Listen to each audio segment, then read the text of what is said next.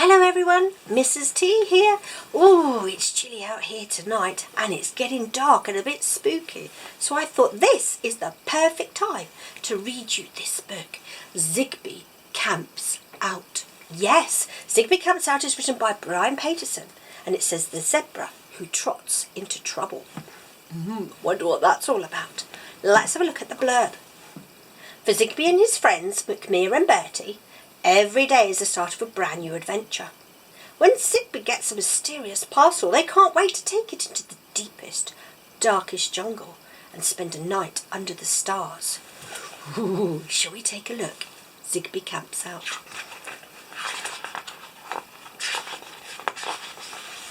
High above Mudwater Creek, Zigby lives in his treehouse. There he is.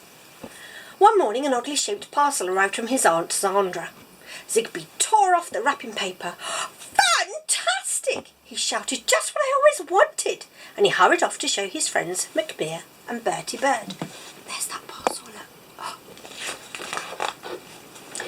McMear sniffed the lumpy shape.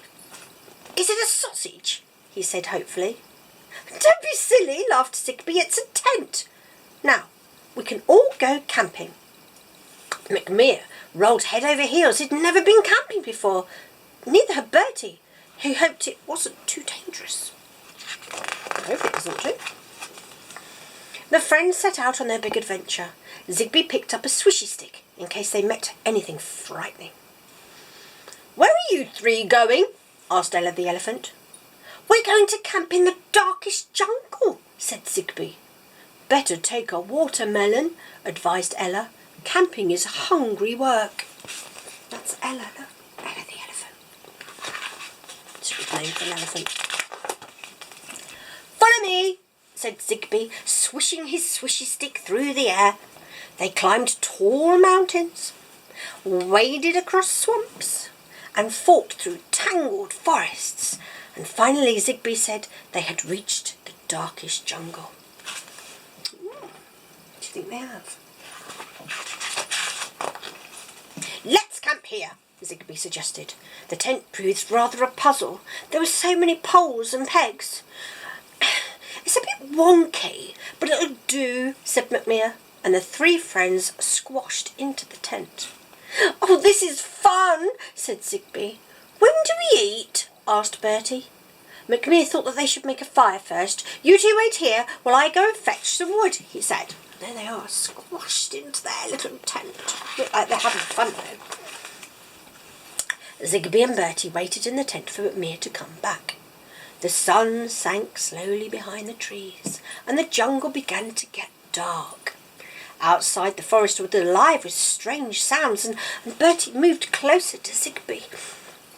What's that noise? He whispered. What noise? Said Zigby. That something lurking in the dark noise, said Bertie. Zigby listened, and he heard it too.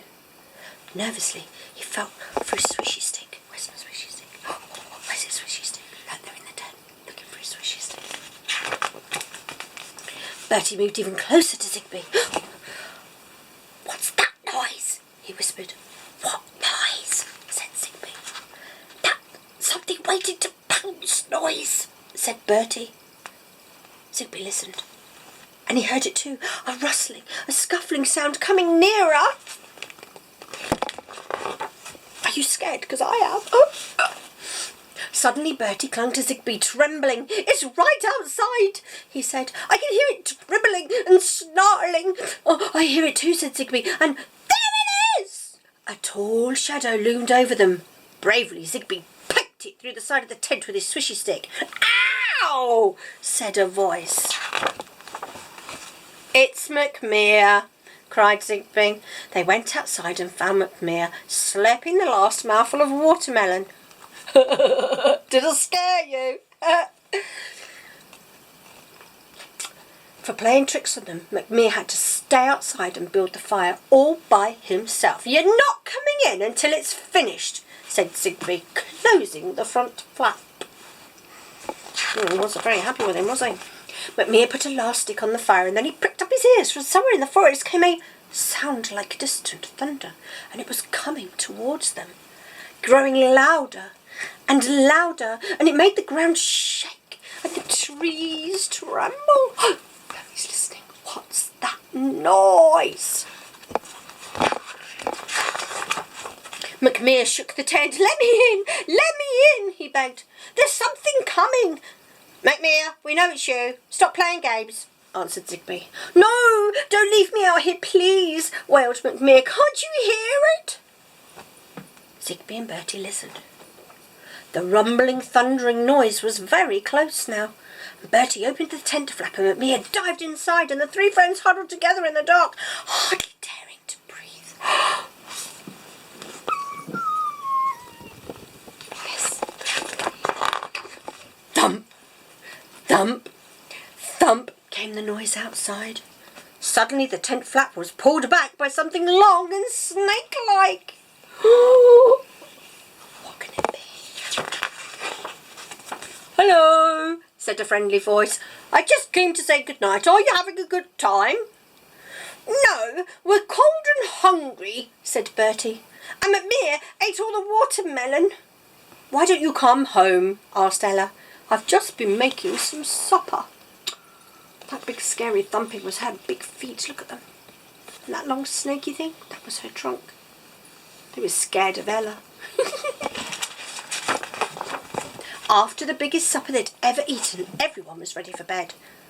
What about your tent? Asked Ella. Seems a shame to pack it away. I know just the place for it, said Zigby.